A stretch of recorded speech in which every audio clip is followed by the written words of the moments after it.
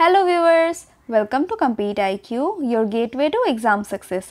आज हम करेंगे टारगेट SSC 2025 सीरीज़ का क्लास नंबर 19। इस सेशन में हम लोग GK GS के प्रीवियस ईयर क्वेश्चंस करने वाले हैं with best solution in the sense हम क्वेश्चंस के आंसर्स करेंगे, साथ ही में उनके ऑप्शंस को भी एनालिसिस करेंगे ताकि आने वाले SSC, railway as well as other examinations जिसमें भी GK GS पूछा जाता है उसमें आपका मैक्सिमम क्वेश्चंस कॉमन बने। एंड आप अगर मेरे साथ इस सीरीज़ के एंड तक जुड़े रहे तो आपको GK GS के लिए कुछ और करने का ज़रूरत नहीं, बस आप इस सीरीज़ को एंड तक देख लीजिए एंड एग्ज़ाम देने चले जाइए। आपका कॉमन मैक्सिमम क्वेश्चंस बनने वाला है। एंड अगर आपको इसका PDF चाहिए तो आप मेरे साथ टेलीग्राम चैनल में जुड़ सकते हैं। टेलीग्राम चैनल का नेम है कम्पीट IQ, जिसका लिंक आपको डिस्क्रिप्शन बॉक्स में मिल जाएगा। इसी के साथ चलिए स्टार्ट करते हैं। In the context of economics, what does P stand in the word EPF? EPF में P किस वर्ड के लिए स्टैंड करता है? देन EPF का फुल फॉर्म है एम्प्लॉयज़ प्रोविडेंट फंड, तो P स्टैंड करता है फॉर द वर्ड प्रोविडेंट। तो इस क्वेश्चन का करेक्ट आंसर हो गया प्रोविडेंट। एम्प्लॉय प्रोविडेंट फंड क्या है? Then employee provident fund is a retirement benefit scheme जो प्रोवाइड करता है employers provident fund organisation. EPFO जो है वो ये फंड स्कीम प्रोवाइड करता है, दैट इज़ EPF। इसके अकॉर्डिंग जो मंथली सैलरी होता है एम्प्लॉई का, जिसमें basic salary and dearness allowance ही आता है, उसका 12% जो है employee as well as employer अलग अलग से डिपॉजिट करके रखते हैं। जो जब एम्प्लॉय आपका रिटायर होता है तब उसको वो प्रोवाइड किया जाता है। एंड जो प्रोवाइड किया जाता है PF में एक लमसम अमाउंट होता है जो टोटल जमा हुए हैं by employer as well as employee deposit हुए हैं, दैट इज़ 12%। उसमें से टैक्स जो काटा जाता है उस टैक्स में भी एग्जेम्पशन है, दैट इज़ 1.5 लाख तक आप एग्जाम कर सकते हैं एज पर सेक्शन 80C। यही सब इंपॉर्टेंट पॉइंट्स है, सेक्शन याद रखिए। 80C के अंदर टैक्स एग्जाम्पशन है अप टू 1.5 लाख किसमें? देन एम्प्लॉय प्रोविडेंट फंड में। एम्प्लॉय प्रोविडेंट फंड इसे retirement benefit scheme provided by EPFO। इसी के साथ हम कुछ अलग पॉइंट्स देख लेते हैं। EPFO कब फॉर्म हुआ था? देन 4 मार्च 1952 को फॉर्म हुआ था। हेडक्वार्टर्स इसका कहाँ पे है? देन न्यू दिल्ली में है। And currently employee central provident fund commissioner that is CPFC कौन है? देन मिस्टर रमेश कृष्णमूर्ति, जो इंडियन रेवेन्यू सर्विसेज में अभी काम कर रहे हैं। मिस्टर रमेश कृष्णमूर्ति ये करंटली CPFC है, that is central provident fund commissioner. And ये किस मिनिस्ट्री के अंडर आता है? दैट इज़ EPFO या तो फिर EPF आप कह सकते हैं, ministry of labour and employment. The La Liga trophy is associated with which sport?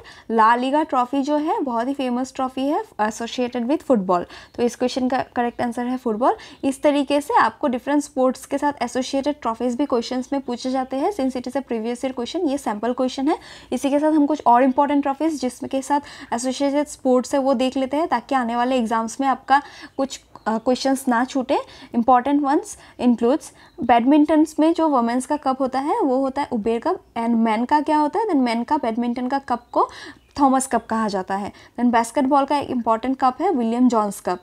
Prudential world cup किसके साथ एसोसिएटेड है? क्रिकेट के साथ एसोसिएटेड। क्रिकेट नहीं, क्रिकेट के साथ फर्स्ट टाइम जब क्रिकेट हुआ था वो फर्स्ट 3 वर्ल्ड कप के मैचेस को प्रूडेंशियल वर्ल्ड कप कहा गया है, associated with cricket. Then Ezra cup किसके साथ एसोसिएटेड है? पोलो के साथ। ध्यानचंद अवार्ड किसके साथ एसोसिएटेड है?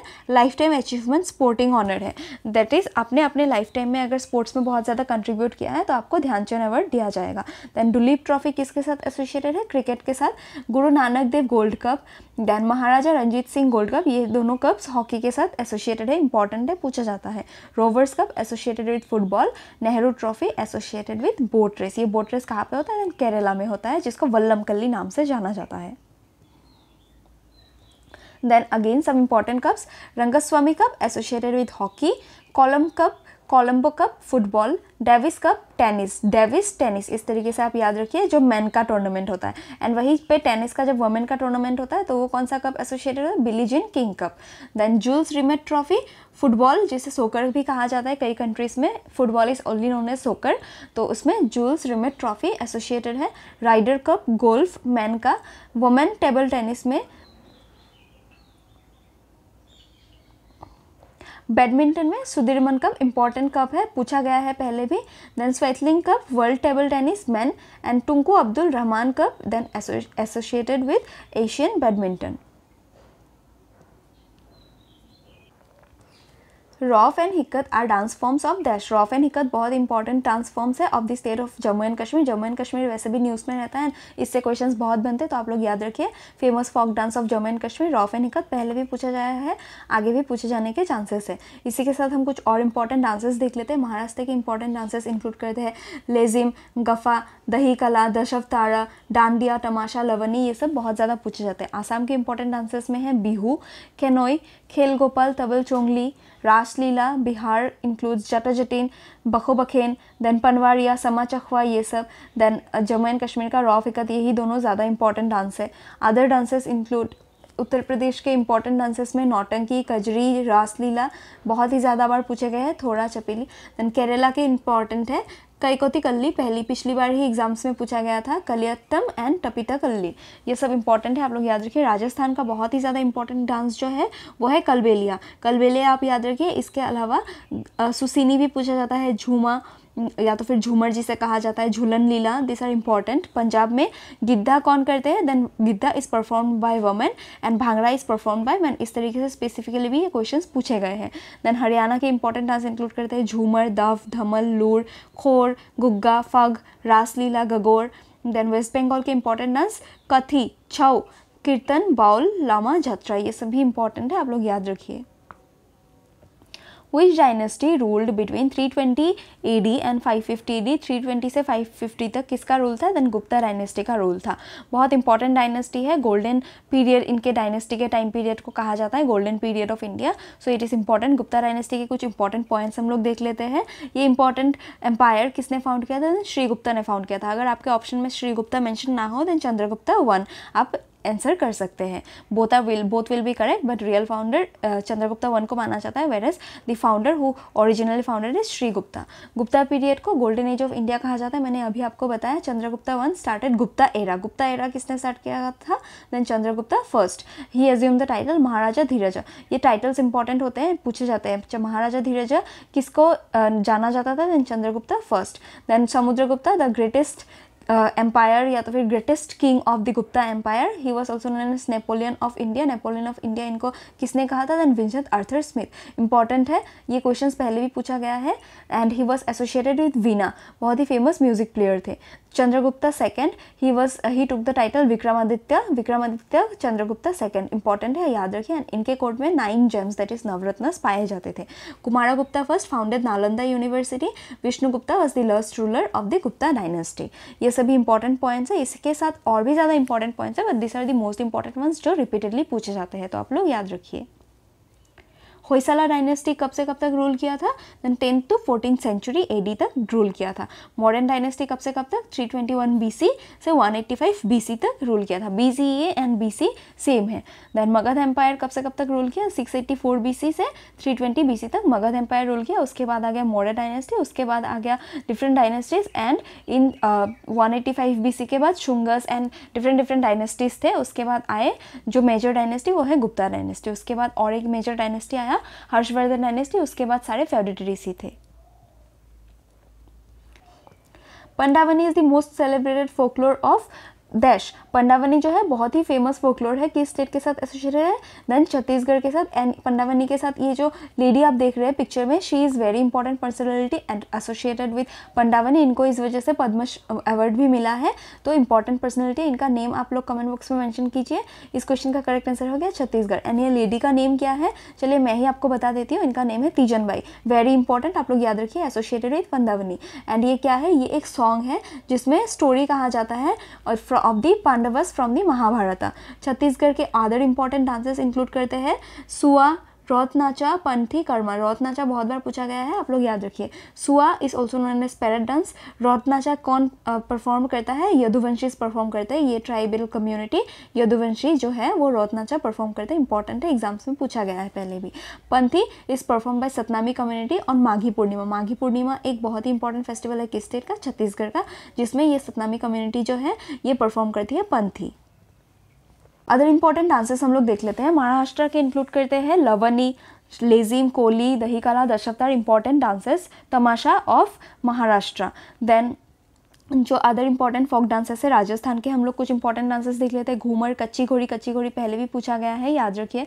Kalbelia most famous dance of Rajasthan, it is also known as snake dance और तो फिर स्नेक चार्मिंग डांस। भवई पहले भी पूछा गया है, सभी इंपॉर्टेंट है, आप लोग याद रखिए। अदर बहुत सारे फोक डांसेस है, बट यहाँ पे मैंने मोस्ट इंपॉर्टेंट ही मेंशन किए हैं, तो आप लोग इन सबको एटलीस्ट याद कर लीजिए। Then other important folk dances of Karnataka include Yakshagana, बहुत बार पूछा गया है एंड आगे भी पूछा जाएगा, याद रखिए। Dollu Kunitha, it is another important dance of Karnataka. Then Togalu, Gombeyatta, Lambi, Huttari, सुग्गी, करगा, सुग्गी भी पूछा गया है, याद रखिए, इंपॉर्टेंट है। When was the first battle of Panipat fought? First battle of Panipat कब फॉट हुआ था? देन 1526 में। इस क्वेश्चन का करेक्ट आंसर है 1526। ये बैटल किस किस के बीच में हुआ था? देन ये बैटल हुआ था Babur and Ibrahim Lodi. Ibrahim Lodi was the last ruler of Delhi Sultanate, Lodi dynasty से बिलोंग करता था, जिसमें इस बैटल में बाबर ने हरा दिया and Babur founded the Mughal dynasty in India. इस बैटल के टाइम पे फर्स्ट टाइम के लिए बाबर ने आर्टिलरी यूज़ किया था इंडिया में। Then second battle of Panipat 1556 में हुआ, किस किस के बीच में? Then Hemu, that is Hemchandra Vikramaditya and Mughals के बीच में हुआ। मुगल के एम्परर कौन थे तब? अकबर। देन नेक्स्ट इसमें कौन जीता था? That is second battle of Panipat में अकबर जीता था। Next third battle of Panipat 1761 में हुआ, किस किस के बीच में? Then Maratha empire and Afghan king Ahmad Shah Abdali. Important है ये सभी पॉइंट्स, आप लोग याद रखिए। Which instrument is used to measure very high temperature? Very high temperature को हम मेजर करने के लिए पायरोमीटर का यूज़ करते हैं, तो इस क्वेश्चन का करेक्ट आंसर हो गया पायरोमीटर। पायरोमीटर क्या चेक करता है? देन ये रेडिएशन चेक करता है emitted by an object, and इसी मेथड को पायरोमेट्री या तो फिर रेडियोमेट्री कहा जाता है। देन पायरोमीटर दो टाइप्स के होते हैं basically, optical pyrometer and infrared pyrometer. ये manufacturing process, that is pyrometers manufacturing processes में भी यूज़ होते हैं एंड इंडस्ट्रीज में, जहाँ पे एक्यूरेट टेम्परेचर मेजरमेंट इंपॉर्टेंट हो जाता है। एज वेल इनको कूलर ऑब्जेक्ट्स के टेम्परेचर हाई भी हो सकता है, लो भी हो सकता है, दोनों टाइप के टेम्परेचर को एक्सट्रीम जो होते हैं उनको मेजर करने के लिए पायरोमीटर का यूज़ किया जाता है। Which of the following is a kharif crop in north and rabi crop in south India? Rabi crop जो है साउथ इंडिया में, वही खरीफ क्रॉप है नॉर्थ इंडिया में। ये कौन सा क्रॉप है? देन करेक्ट आंसर इस क्वेश्चन का हो गया सीसेमन। ये जो है क्रॉप खरीफ होता है in north India and rabi होता है in south India. Correct answer sesamum. Rabi crops क्या होते हैं? ये विंटर क्रॉप्स होते हैं। कब इनको सो किया जाता है? अक्टूबर नवंबर में सो किया जाता है, harvested in the month of April June. And rabi किस वर्ड से आया? ये अरबिक वर्ड से आया जिसका मीनिंग है spring. Then major rabi crop in India is wheat followed by barley, mustard, sesame and peas. Other rabi crop include gram, rapeseed, bajra, oat, potato etcetera. इस तरीके से क्वेश्चंस बनता है which one is of the following is a rabi crop, and आपको 3 खरीफ crop दे देंगे, 1 रबी crop, तो आप लोग को ये याद रखना है। एंड कभी कभार 3-4 करके भी क्रॉप्स एक साथ ऑप्शंस में दे देते हैं, तो ऑप्शनल एलिमिनेशन के लिए क्रॉप्स को इम्पॉर्टेंट जो है वो जानना आपके लिए ज़रूरी है ताकि आप एग्जाम में अच्छे स्कोर कर पाए। नेक्स्ट इंक्लूड करते हैं kharif crop. Kharif crop monsoon के टाइम पे ग्रो किया जाता है, sown in June July and harvested during September October. Important kharif crop जो है मेजर इंडिया के, वो इंक्लूड करते हैं राइस, मेज, कॉटन। एंड खरीफ क्रॉप्स में से जो मोस्ट इंपॉर्टेंट है वो है राइस, जिसको क्वीन ऑफ खरीफ क्रॉप भी कहा जाता है। Other examples include sorghum, bajra, pulses include green gram, black gram etcetera. Cotton, fruits, banana, mango, watermelon, ये सब भी खरीफ क्रॉप्स हैं। नेक्स्ट आते हैं जेड क्रॉप्स। जेड क्रॉप्स रबी और खरीफ क्रॉप के बीच में सो किया जाता है, मार्च एंड जून के बीच में ये क्रॉप्स उगाए जाते हैं and this are known as filler crops. क्यों? क्योंकि ये रबी एंड खरीफ क्रॉप के बीच में उगाए जाते हैं, दैट इज जेड क्रॉप्स। इनके एग्जांपल्स इंक्लूड करते हैं watermelon, musk melon, cucumber, bitter gourd etcetera. Zaid crops बहुत ही रैपिड ग्रोथ साइकिल होता है इनका, विद इन 60 to 90 डेज ये मेच्योर हो जाता है after sowing and it can be harvested. That is 2-3 महीने में ये पूरी तरीके से हो जाता है, that is why rabi and kharif के बीच में इनको सो किया जाता है as well as harvest. Which of the following Vedas dealt with music? Music के साथ कौन सा फॉलोइंग वेदा डेल्ट करता था? Then correct answer is Samaveda. Samaveda dealted with music. Correct answer is Samaveda. इसी के साथ साथ हम कुछ इंपॉर्टेंट वेदास के टाइप्स देख लेते हैं। मेन टाइप्स तो हमारे 4 ही है एंड इनके क्या इसमें इंपॉर्टेंट पॉइंट्स है जो एग्जाम्स में पूछे जाते हैं वो देख लेते हैं।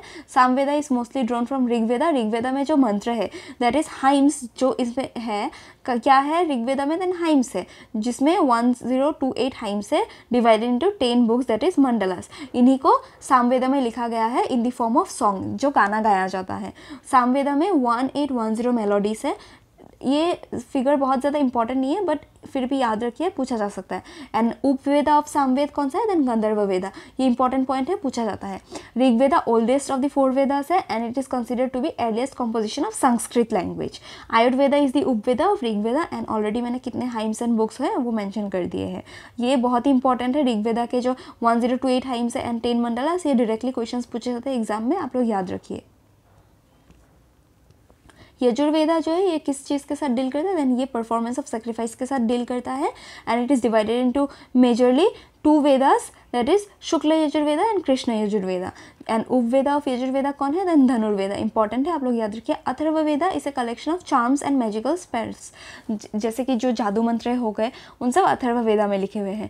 इसमें टोटल 20 बुक्स हैं एंड अथर्ववेदा है 711 हाइम्स जो जादू मंत्र के हैं। उपवेदा ऑफ अथर्ववेदा कौन सा है, देन शिल्पवेदा। ये सभी इंपॉर्टेंट पॉइंट्स हैं, आप लोग याद रखिए। एग्जाम्स में इन्हीं से क्वेश्चंस बनेंगे, इसके बाहर क्वेश्चन आने के चांसेस कम हैं। इसी के साथ हम इस सेशन को यहीं पे एंड करते हैं। होप आप लोग को वीडियो अच्छा लगा होगा एंड कोई भी इंप्रूवमेंट चाहिए देन कमेंट बॉक्स में मेंशन करें। एंड अगर आपको वीडियो अच्छा लगा हो तो शेयर करें, लाइक करें, चैनल को सब्सक्राइब करें एंड वीडियो कैसा लगा वो कमेंट करें। And thank you.